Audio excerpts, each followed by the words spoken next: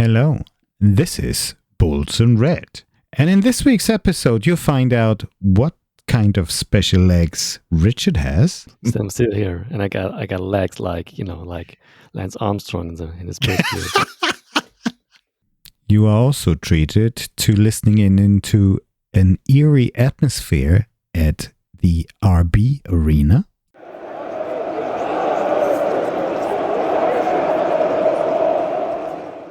Find out why Richard is not so optimistic about our visit to Leverkusen.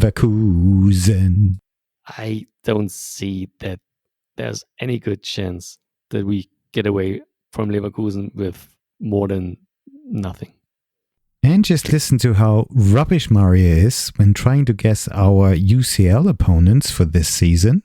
No. But maybe I'm wrong. Yeah, you're totally wrong. It's the I'm opposite. totally wrong. It's totally wrong. Welcome to Bulls in Red.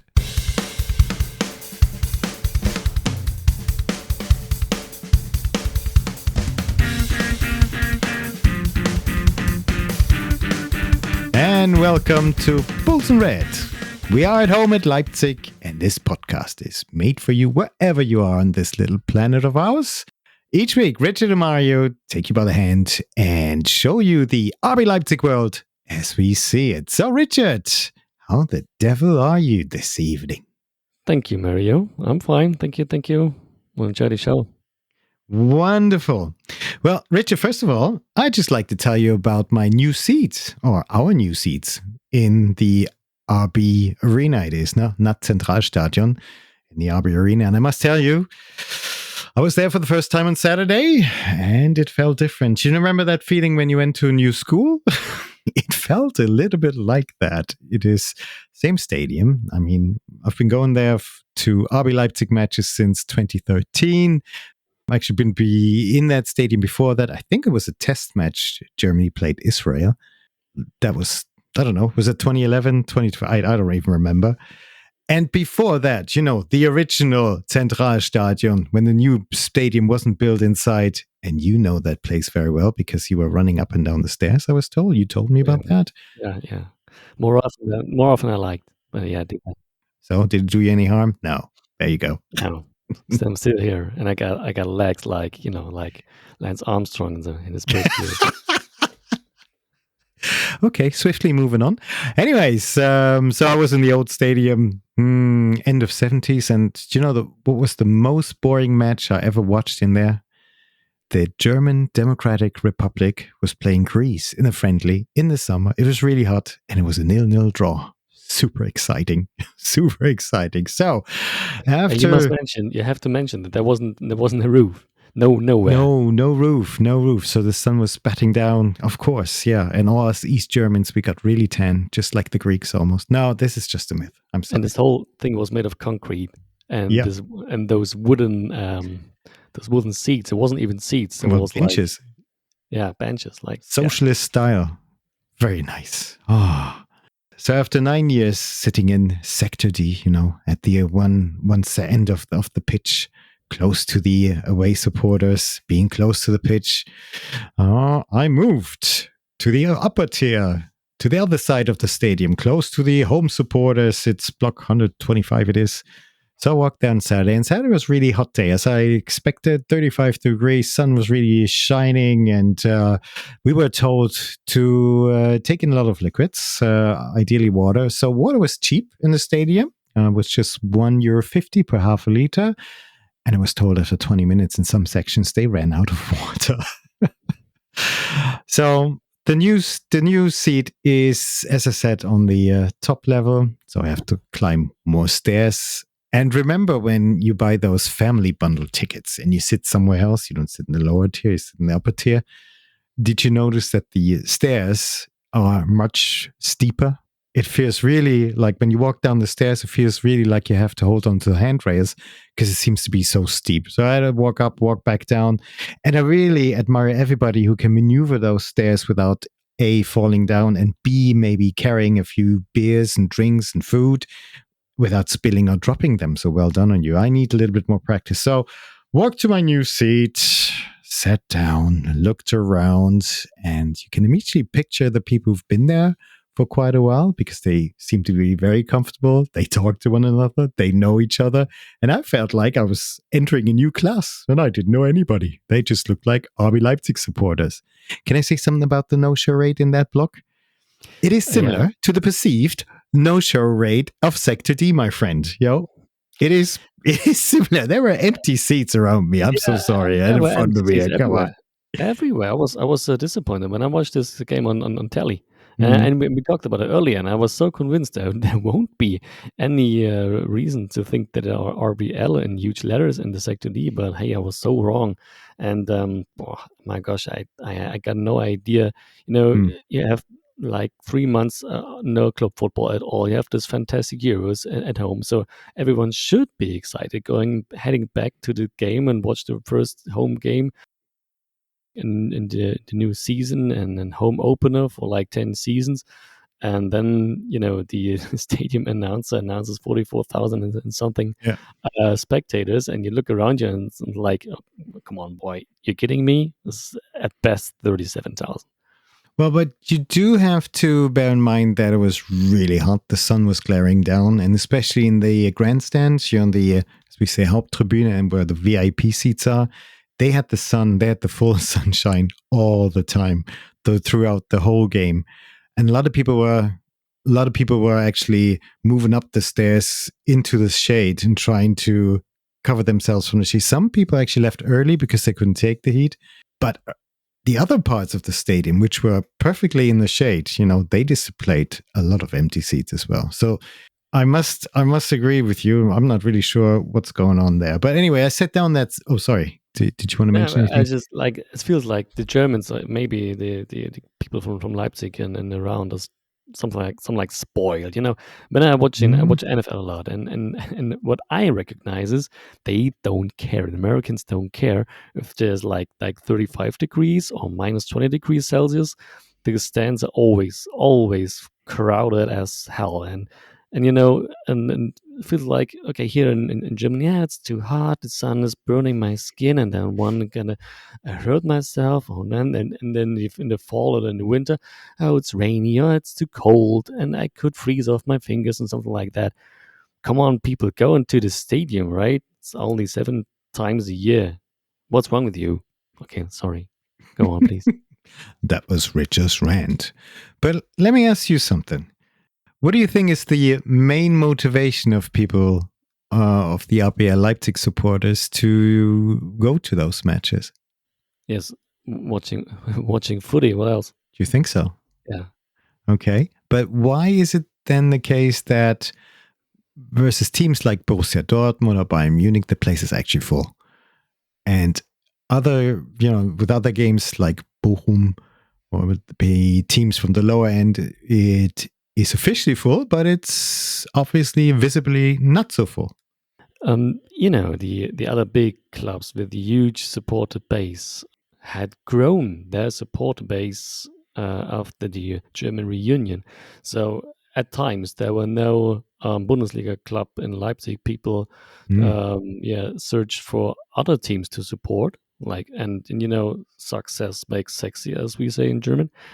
And it's no wonder that Borussia Dortmund, who went for back-to-back titles in 97, 98, and went for the UCL title and the best club team in the world, winning in Tokyo, I remember.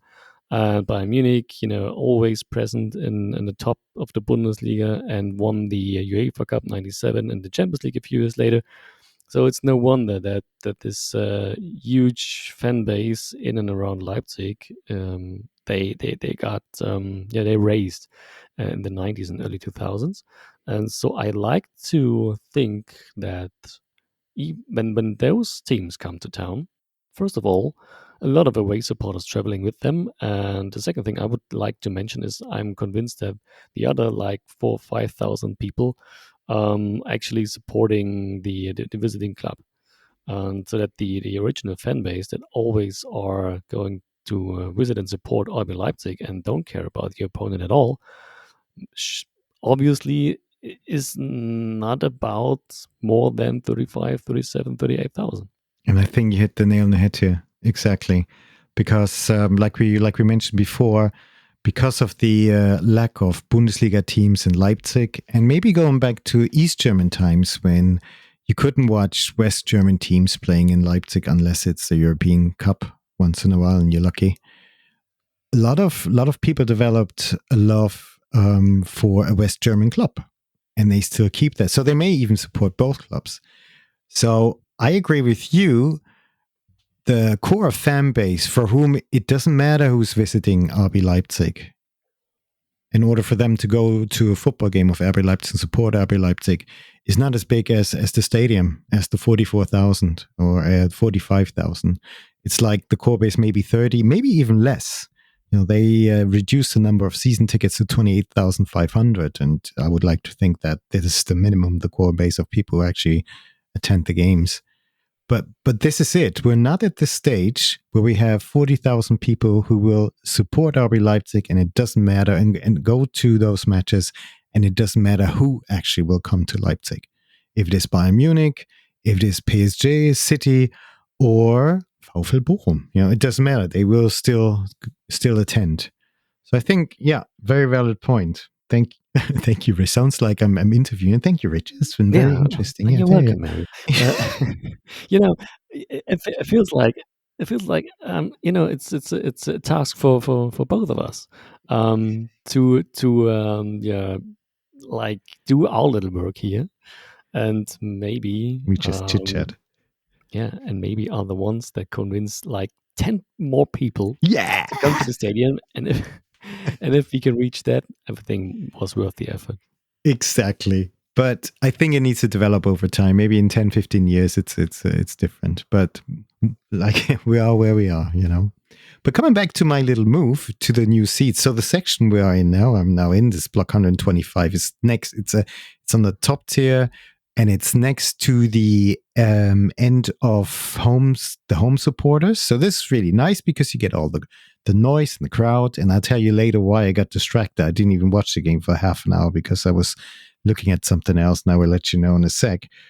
But the block in itself, the section is quite small. So if you stand up in Sector D where we were, which is just pretty much in the center, close to the pitch, a little bit higher than the goal, and you turn around, the whole Sector D the section is really big. Now, the block 125 goes all the way to the top of the stadium. And from that, let's say from that rim, you have a beautiful view over Leipzig, what we call Leipzig skyline. So it's very nice, but it's very small. It is very small, and compared to that, but it's still comfortable. And the view, you are more remote from the pitch, so there's something I have to get used to. But for you, Richard, I think it's great because it's like a chessboard, slightly tilted. And for tactic freaks and analytics, this is beautiful. This is made for you, not so much for me, because I like to be closer to the action, and I like to see and read the faces of the player. But, and you know what I also missed? This is something really interesting. When you go to a football game and the players run around the pitch all the time, and it just steers up the grass, and there's a certain smell. Like when you mow the lawn, there's a certain smell of fresh grass. You get that when you're at the lower end, closer to the pitch. When you're up there, you don't really get this. So I was kind of missing that. What I enjoyed was, and still do, is just watching those supporters in Sector B, so which are at one end of the stadium. They're all stands. This is where they wave the flags, where they put up their banners, where they chant. And I found this so interesting that I actually missed what was going on the pitch for the first half an hour. I was so fascinated because it was just, this was pretty much the first time I was so close to them. Some of the chants I could finally understand word for word because the acoustic was much, much better. But I have to tell you, in the first 10 minutes of the match, the atmosphere was eerie. Do you remember when you sometimes go to a test match of RB Leipzig at home and there's no, as they call it, organized support? There is no atmosphere. There are not really chants all the time, maybe one and off. People are waving flags, but it's different. And the first 9 minutes, it kind of felt like that. I'm like, what the hell's going on here? Then it dawned on me, okay, there was this dispute last week between the club and the active fan scene, as they call it. And there's a difference in views, how the club wants to present itself. So the official line is Flares are not allowed. We don't want that. This is a club which is suitable for families. People go there because it's peaceful, but you still can celebrate football. And the main reason is football. It's not to cause smoke and put up these flares. Why there's the, let's say, mainly younger fan scene, and I think you leaned more towards that, who actually claim, well, this is part of the atmosphere. Without that, there is no atmosphere. There are no chants. There is no typical football style, I call the atmosphere again.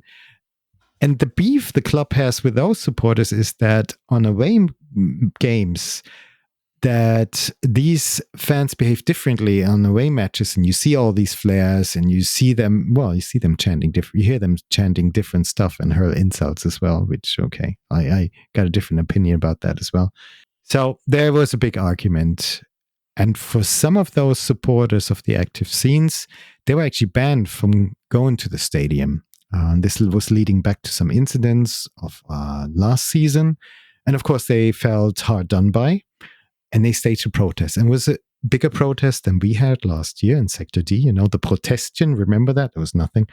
This one here was bigger than I thought. So first of all, you could hear acoustically there was no chance, no real chance. It was really strange.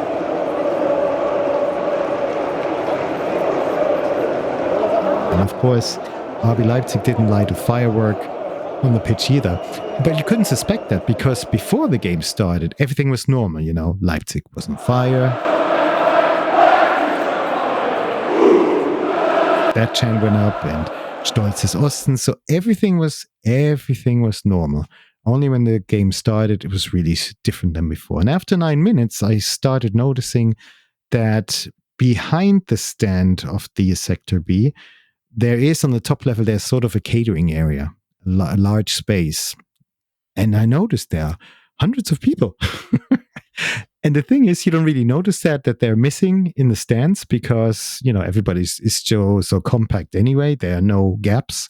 So you don't immediately see if there are 500, 600, 700 people are missing. So those people were up there, and they started chanting gegen alle Stadionverbote, against all sorts of people being banned from stadiums.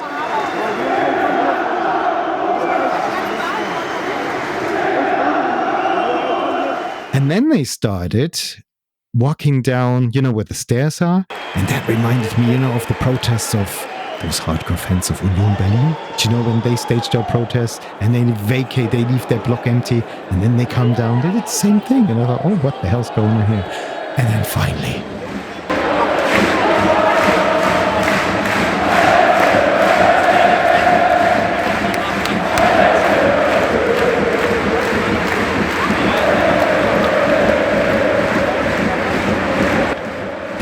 was back. So then we were back to normal. That was much better. And this is when, I don't know, I got completely distracted in the first half. I watched them waving flags, walking around. I listened to those capos who, you know, announce what kind of chants are going to happen now. And I found this really fascinating. So I'm afraid I wasn't really concentrating on the game. Yes, I did see Šeško's offside goal on the other side, and you can see that quite well from that seat as well.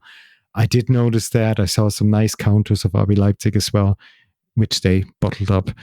And I did notice after half an hour, RB Leipzig's not pressing. You know, Bochum is pressing, they're not parking the bus. But maybe get to that a little bit later, because what I also noticed was something which is maybe a new tradition. That was quite funny, actually. Well, first of all, let me tell you, if the sun is shining like this on a hot day, like Saturday, don't despair, because you will always be in the shade. So this part of the stadium is always in the shade. We never got the sun, while other people, you know, really were battling with the heat and then the glaring sun. We didn't have to. Oh, I don't have to.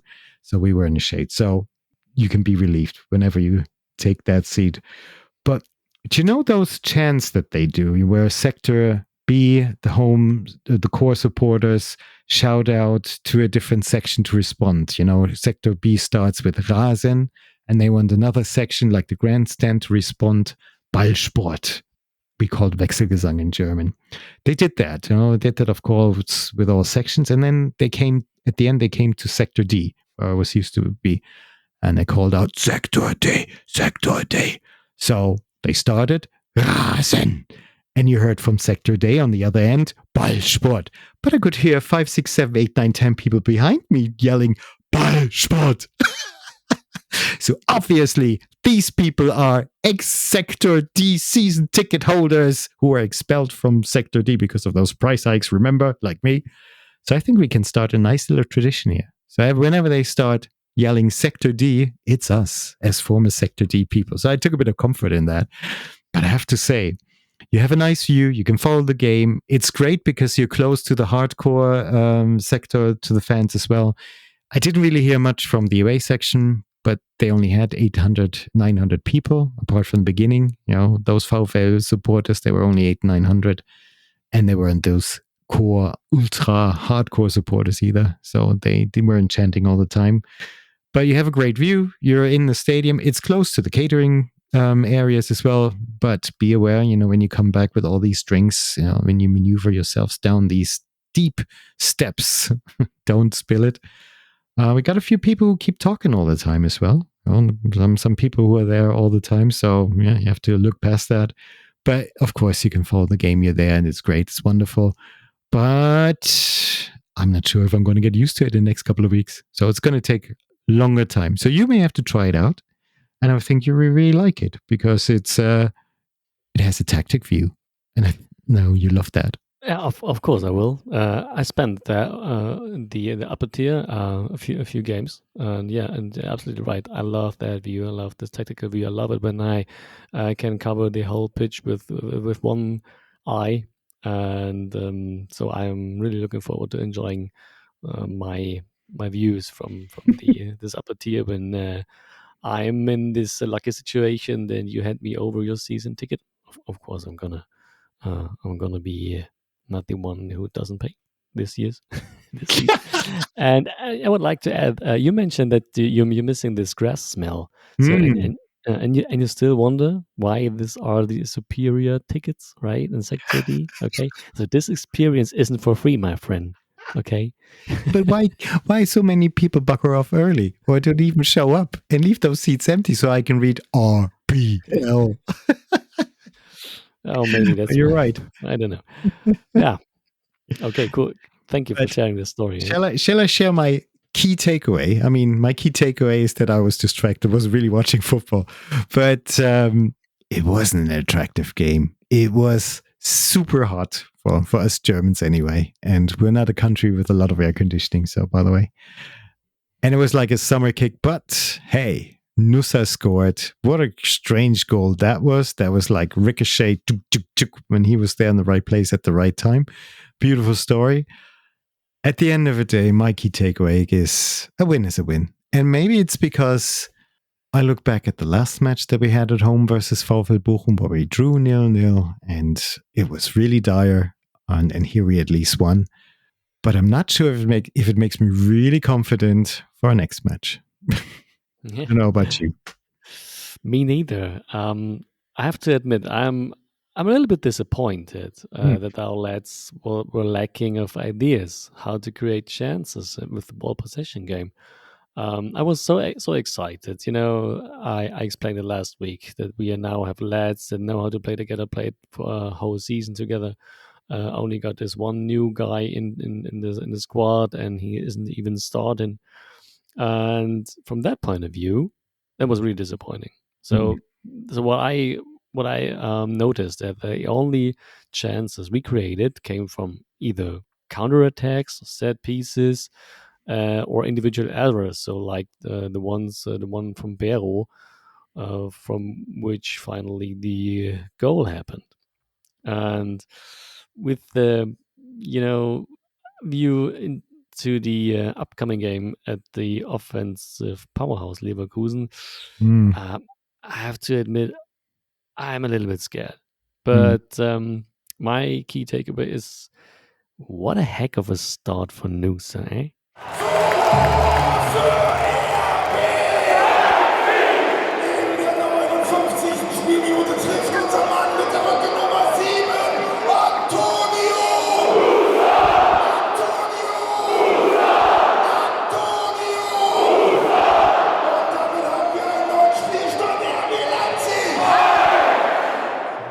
It's like come on. Unbelievable. Who's that guy? Incredible. He wasn't on my radar at all. And now he got 2 goals in 2 games. And not only 2 goals were decisive goals, Yeah.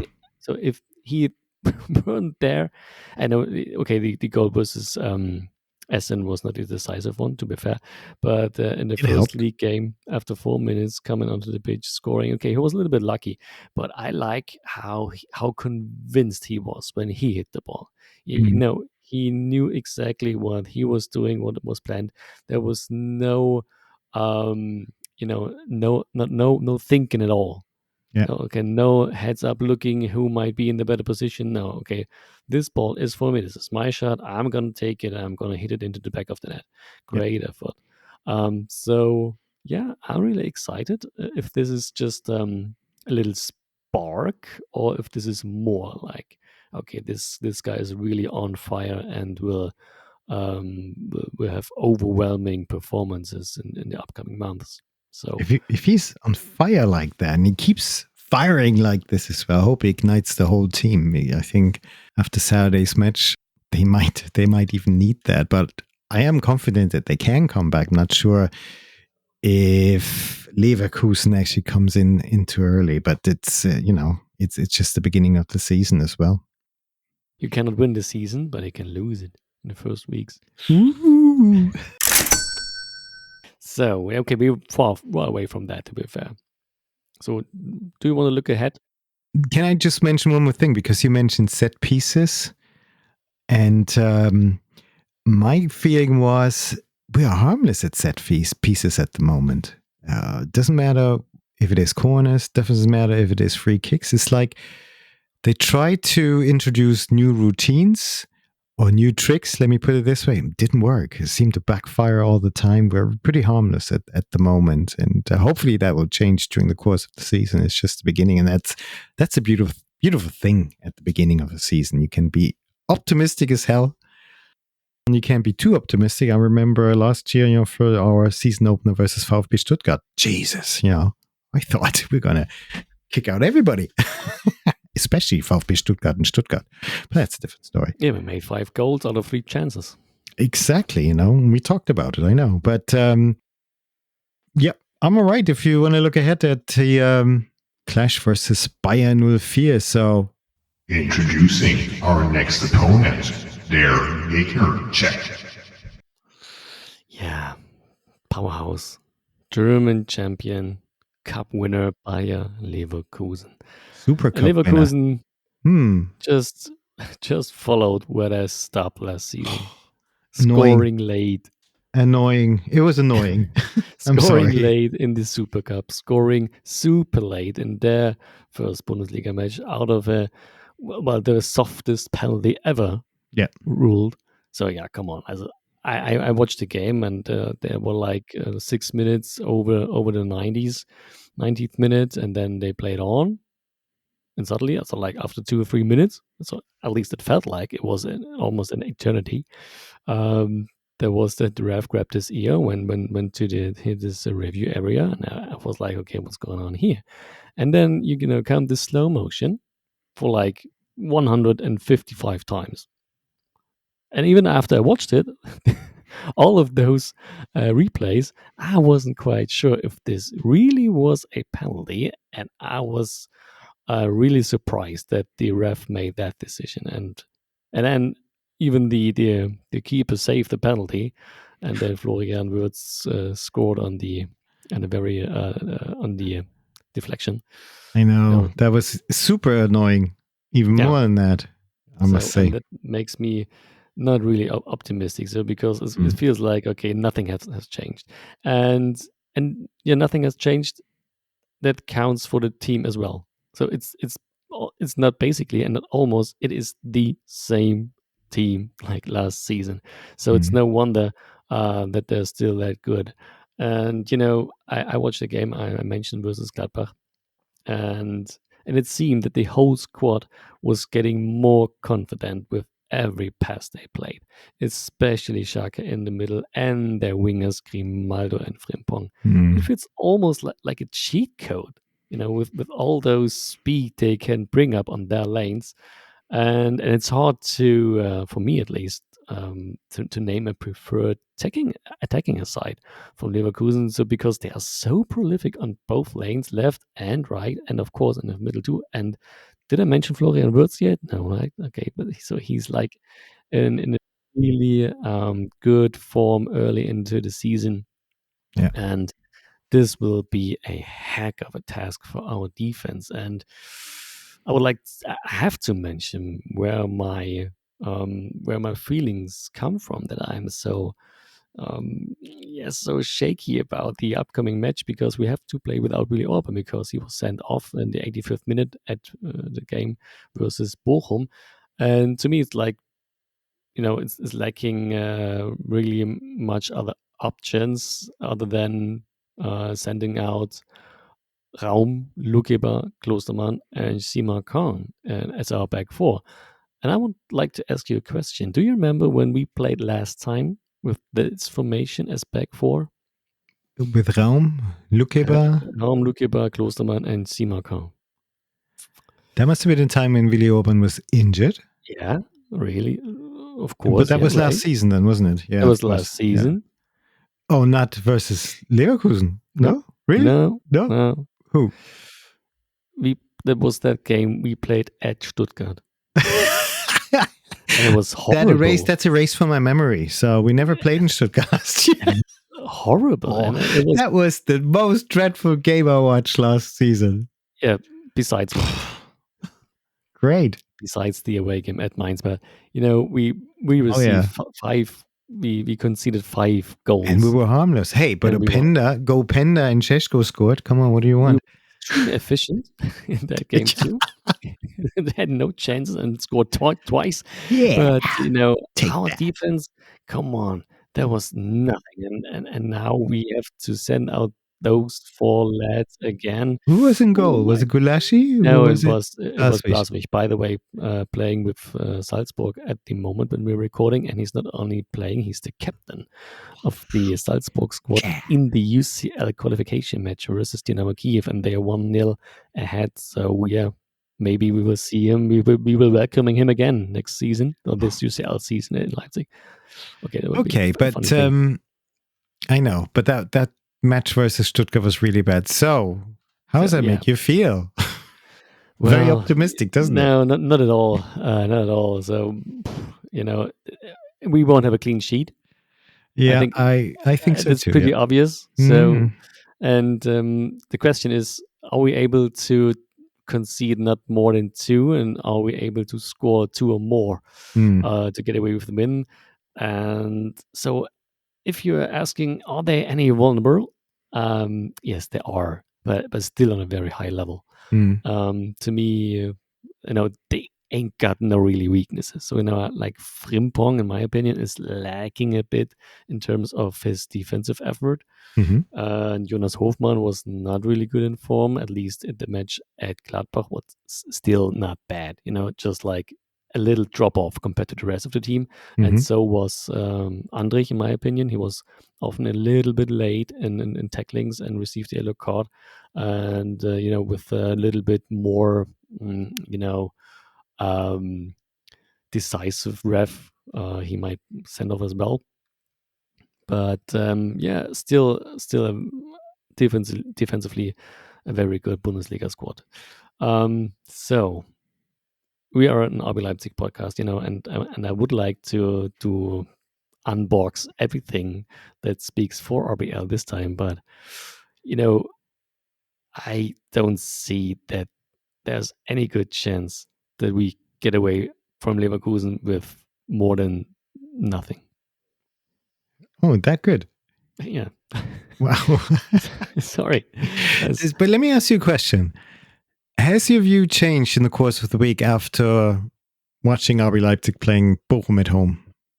A little bit. Yeah, because I was also disappointed of. What was different? I expected that we had more ideas with the ball. So we hadn't, apparently. And that, but the thing that's I'm more concerned about is that we have to send out those other 4. That really Orban is not around. Oh, okay. Okay. That makes me really, really nervous. Yeah, nervous, anxious whatsoever. But if you think, okay, we may not win, but what would need to happen to snatch a point? We we have to find ways to keep them busy. We Yeah. have to find ways that to keep the ball with us, so that that the Leverkusen is the squad that's chasing around all over the place, and so that we can rest a little with ball possession and trying to find solutions versus a defending squad. Is that possible? It has to. If you ask me what you ask me what has to happen if we want to get off Leverkusen with something in our backpacks. So yeah, this has to happen. Is it possible? Well, I think in both halves for like 5 to 10 minutes. Yeah. So 20 minutes. It's all we got. Come on. Guys, ordered a lot of beer for Saturday. It's a Saturday night. It's Saturday night in Germany. Okay. But if you think back of our home match versus Bayer Leverkusen, I remember that was after, I think it was after the City game, wasn't it? Or somehow it reminded me of the City game. And City really had huge ball possession. They kept us busy, but still we managed to score on a counter. And with Leverkusen was similar.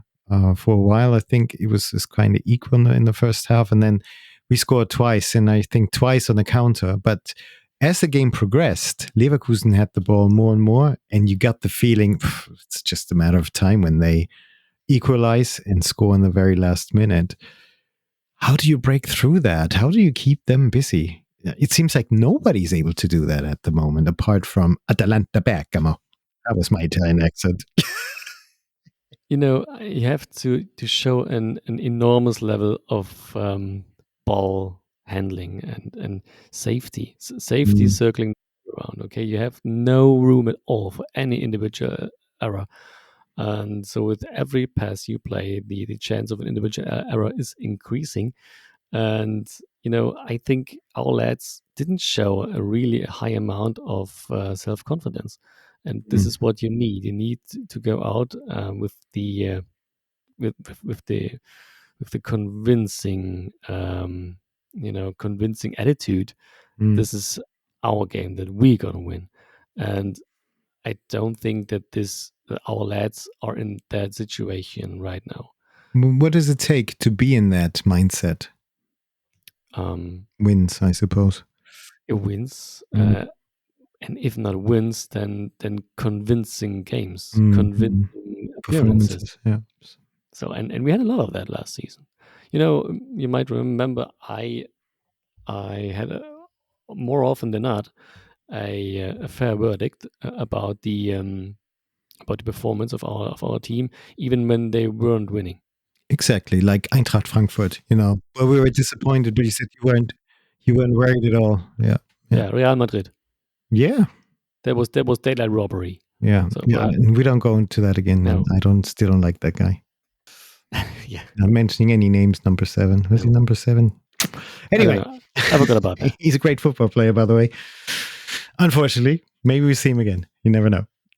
Okay, so it's very difficult to extract something out of you which oozes a little bit more optimism. I tried, but I think I'm going to give up on that. But what would you tell Marco Rose to tell the team? Bewegt euch. Be relentless. Don't care what happens. Be relentless all the time. Don't let them any room to breathe. Okay. And who do you think he's going to send on the pitch this time? Liebe Fußballfans, wir kommen jetzt zu unserer heutigen Mannschaftsaufstellung. Okay, I expect Gulaschi staying in the goal. The back four I already mentioned it again. So Raum, Lukeber, Klostermann, Sima Khan, and then I'm curious. I'd like to see, given Nusa this starting job. So come on, you got nothing to lose. Yeah. And replacing Kampe with Haidara in defensive midfield next to Seibert, though he wasn't convincing at all, versus Bochum, but that's another story. And then I would like to see Nusa next to Xavi in the offensive midfield, and our two strikers are indisputable, I think, with Goalpanda and Cesco. Did I understand correctly? Haidara, he's in the starting 11, isn't it? He's in starting 11, but not. He was one of the better players. He played in the offensive midfield. I would like to see him defensive midfield to make it a little bit more stable. Because I think he's superior to Kamper. Yeah, especially Kamper had his difficulties, I think, versus Bochum. Of course, he always tries and he always fights, but he had starting issues as well, I think. I got a different question. I read on social media, on Twitter, when the team was celebrating and the people came out, the players came out to say thank you to the different sections. And of course, I can see them better now when they're in front of the hardcore home fans in Sector B. And Yusuf Pausen was there and carrying one of his children. And somebody acknowledged and said, he seemed to be really emotional and trying to say goodbye. Now, the transfer window is still open. There were rumors or messages that if he wants to leave, he could leave, which I can't really imagine. What do you think the odds are that he's actually going to be there he can still be in Leverkusen? I think the window shuts on that day, doesn't it? I think we talked about it last week too, or at least we talked about that each other without recording a podcast. Yeah, strange. Maybe. Do we do that? Sometimes. Weirdo. Well, I cannot imagine that. So he doesn't deserve that. Okay. Definitely, and especially just not seeing him next week. Remember when Forsberg left, and we said, okay, it can only get worse when Pausen leaves. That tear-jerking moments, and he would need, I don't know, a really super grand farewell, but nothing like that. Yeah, it feels like kicking him out.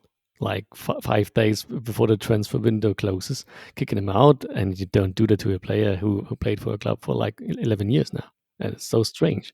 So I don't think there's any chance this is going to happen.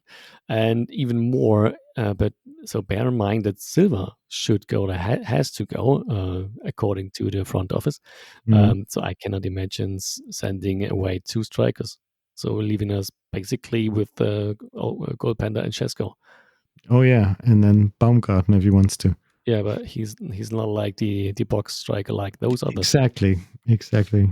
And I remember conversations. Okay, just was curious what you thought about that. But how do you feel if Silva leaves again? Because you said in the last couple of episodes that you would actually see him staying at Leipzig and popping up our striker unit.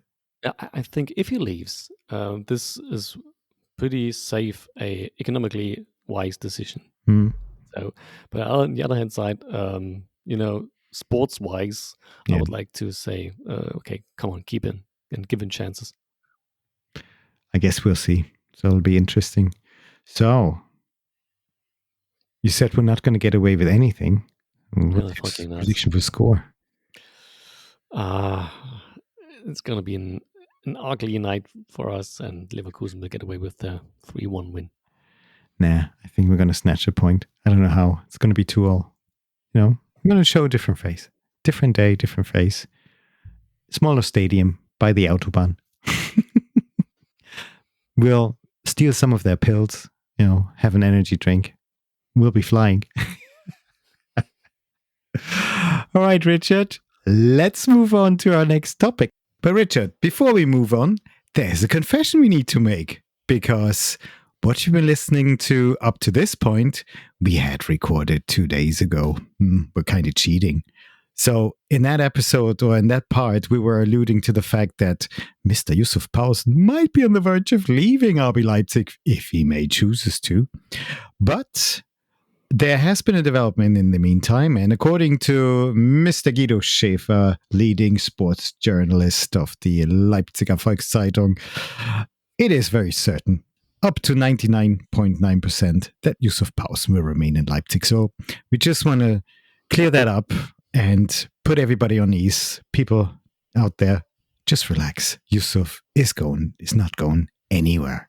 So that's the good news. On the other hand, Andre Silva, it's alluded to that he does want to leave the club and he should be leaving the club. So we will need to see what's going to happen until Saturday night. Is it Saturday night when the transfer window shuts? But of course, for Silva, we're not going to get all the money back that we paid initially. Well, RB Leipzig paid 23 million, more in the region of 10, 11, 12. He might be loaned out as well, but I guess we will see.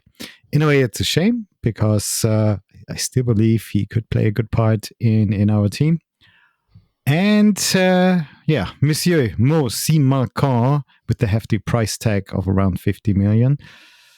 Guido Schäfer thinks that Mo does fancy a change of scenery, which would be kind of sad. But if he likes to move on for that money, then I guess we can't say no, or they shouldn't say no. RB Leipzig shouldn't say no. Apparently, there have been requests from top teams, including Liverpool, I think, and one of the top teams in Saudi Arabia. We will see what's going to happen there, but that would only make sense if RB Leipzig finds a replacement quite quickly. But Mr. Guido Schäfer is very confident that the sporting directors of RB Leipzig have something in their pipeline. They are prepared. So let's see what's going to happen. We'll find out soon. And but Richard, let's move on to the last topic. And the reason why we're recording it today, it's because it happened today, isn't it?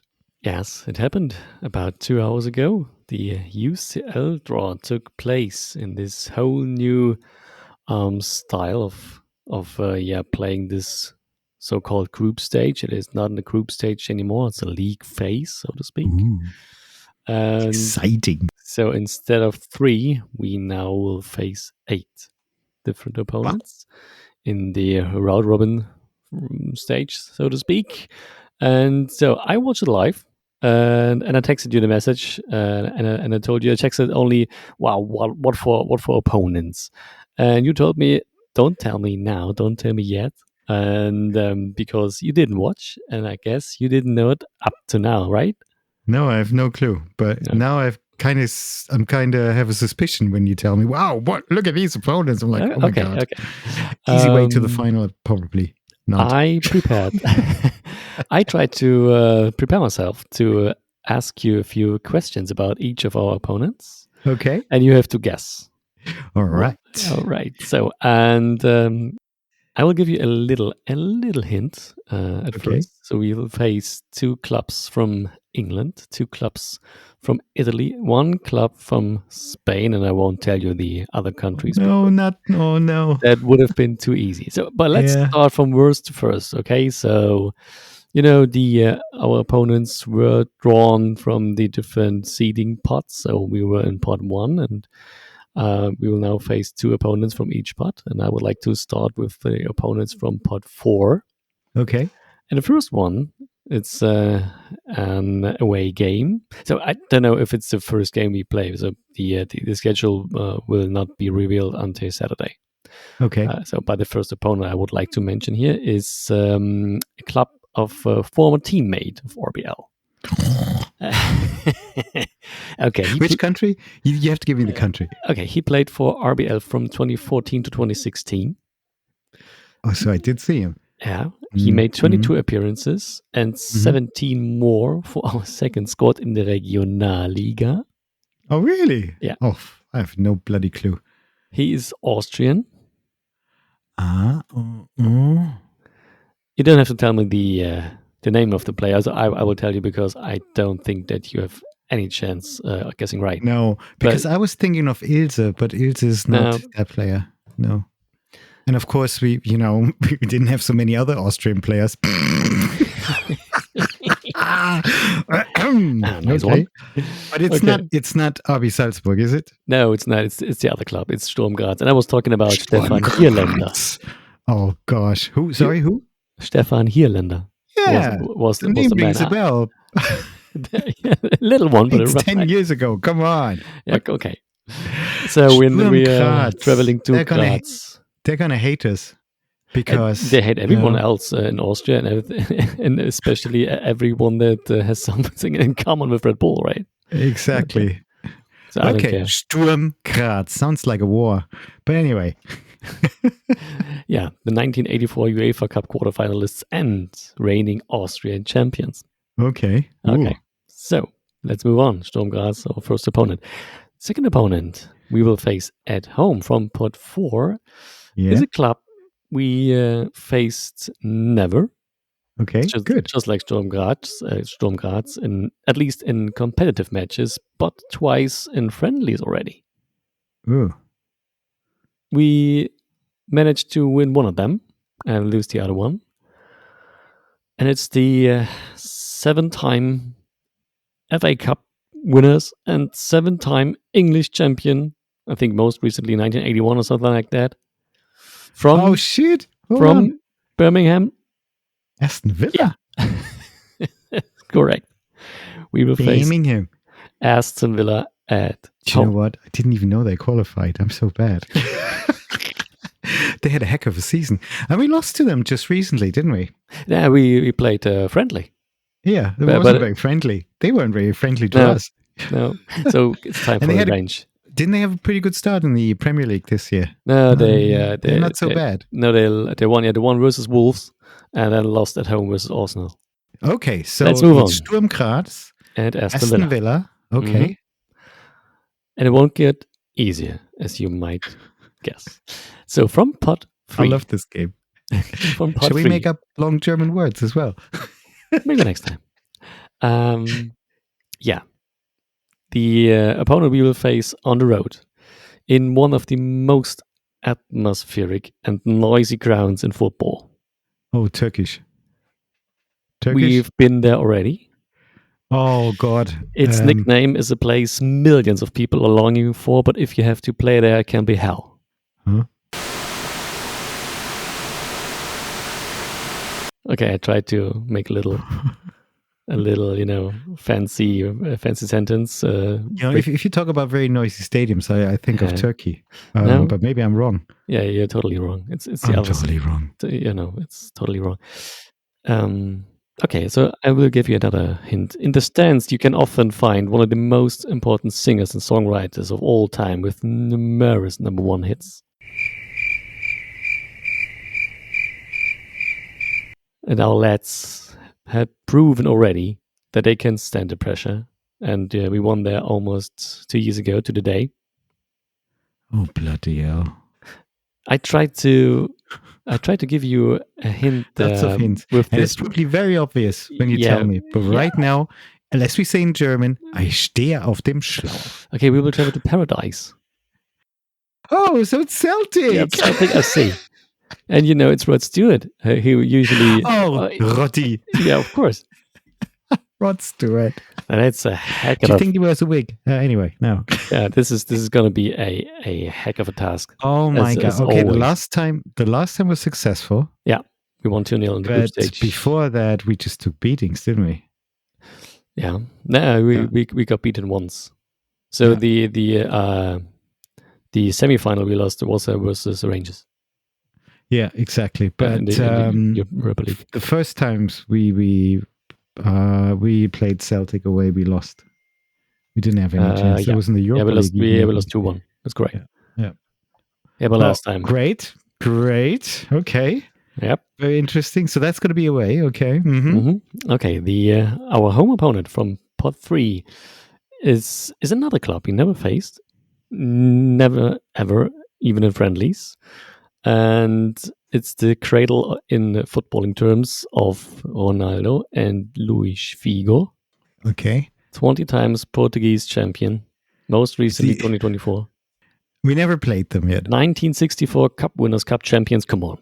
Benfica. Huh? Is it Benfica? No. It's Sporting. Yes.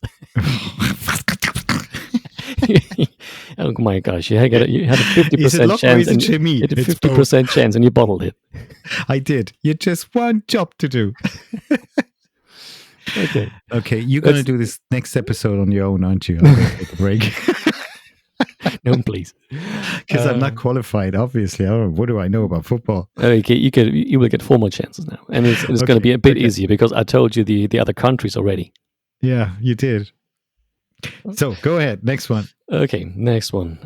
From pot number 2, our away opponent is a reunion with one of our former strikers and last season's top scorer in La Liga. No. And who would think that? No one of us, No. at least. No, not Sirlot. Yes. No, he's gonna kill us.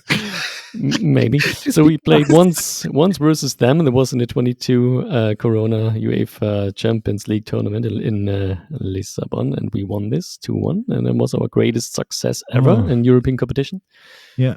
And we acquired a new midfielder from them just a few days ago. And I'm talking about... I don't... Well, no. I just... Okay, no, I don't know. You have now a 1 out of 3 chance. I have a free chance? One out of 3. Another free chance. Listen, I know he's with the Spanish club, but I never paid too much attention, to be honest. I just knew that all of a sudden he kept scoring and I couldn't believe it. I was like, what? Why? Okay, we're going to face Atletico. Away. Away. Easy. Yeah, it's away. Easy. Our home opponent from pot 2. It's a little bit easier, maybe. I don't know. It's the 1995 UCL winners. 20 years ago, no, not 20, but 18 years ago, they had to play one season in the second tier of its... Because of a betting scandal? Well, if you want to call it like that. And did the famous goalie also go down with them to play in the... He stayed, and Pavel Nedved stayed, and Alessandro Del Piero stayed. But that is a really nice opponent, to be honest. Are we going to play them at home? Yeah, it's a home opponent. It's Juve, isn't it? Yes, correct. This is nice. Okay, that's going to be a really good one. That'll be interesting. We're pleased with that. Not sure if you're going to win it, but it's going to be a great match. Obviously, I'm looking forward to that. Yeah, brilliant. So, from pot number 1. I'm sorry, I didn't manage to prepare this little game to the end, so I have to improvise a little. Our away opponent has to share its stadium with another big club from the city. I guess Zlatan played for them. Who? Zlatan Ibrahimovic. Zlatan, but it's not really a hint because he played for both clubs from this city. Okay, yeah, okay. Is there a player we really don't like? Is there somebody who we really despise? No, I don't think so. No, not really. Okay. And okay, I'm gonna make it short. It's Internazionale. Yeah, he played for them for quite a while. I think also Beckham, didn't he? I'm not quite sure. Oh, okay. So, but that's a away match. Yeah, it's our away opponent. It's not bad. Not bad. And finally, I don't see us. And we're not without any chance there. No, we're now with a chance, definitely. Okay. Oh no, and here we go. Here we go. Our last opponent. Yeah. Is an opponent we faced in the UCL knockout stage already. In the knockout stage? In the knockout stage a few years ago. And we faced them in one friendly match too. And it would be nice if we are going to finally score at least a goal. We never scored. Never scored. We lost in the competitive matches. We lost 2-0. Both matches, both legs. And in the friendly, we lost 5-0. And it was a competitive match played in Budapest. Yeah. Those two. Yeah, correct. And we lost because that stadium had red seats and that fits their jerseys quite nicely. Of course. It ain't got nothing to do with it. They were the better team. They were the better team. So are we playing them at home? Yeah. Oh, perfect. I mean, who wants to go to Anfield? If you don't have to go to Anfield. No. Oh, that'll be good. So we're going to see Shobo again. Yes. And Konate. Yes, Liverpool FC coming to town. Congratulations. Cool game. Yeah. But this one, I'm not sure if we have a lot of chances. We'll see. You never know. We will see.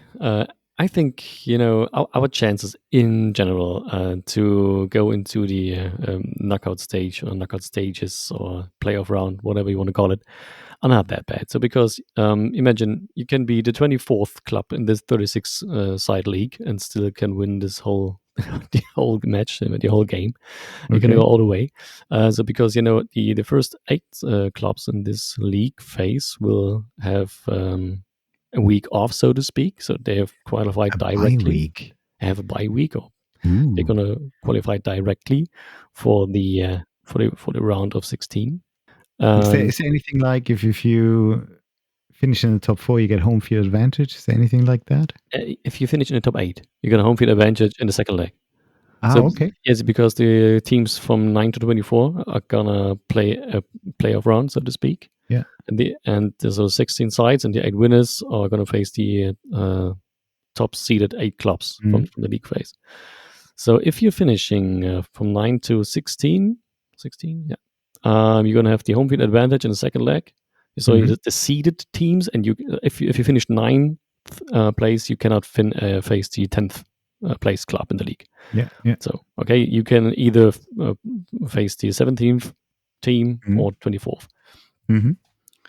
And so I expect us to. But sorry to interrupt. But anything beyond 25 is out. Okay, yeah, out. You totally don't out. Get relegated no relegation to to Europa League whatsoever. You're out. Okay. So it's a weird system. It's really packed schedule, isn't it? It's two more matches. Two more matches. Plus this extra pre-playoff round, if you want to call it that way. So wild card weekend thingy. Almost. Four more matches. Yeah. For most it's of the really clubs. tight. Wow. And okay, I thought about it a bit, and I was like, okay, it's 8 games for every side, so you can at maximum points you can gain is 24. And I don't see any club earning more than 21. So, and if you imagine this whole league is pretty, it's not balanced, but it's not polarized either. I think there is a smooth, decreasing in points from 1 to 24. Okay. So I guess if we win like 2 of our home games, and so okay, imagine we're losing against Liverpool. It's okay, it can happen. Win against what was the other home? Win against Juventus, or at least a draw, and then we are going to win versus Sporting, and of course versus Villa. Yeah, that would have been like 7 points at home, so we can, I think, get away with the win at Sturm Graz and at Celtic. So that would add another 6.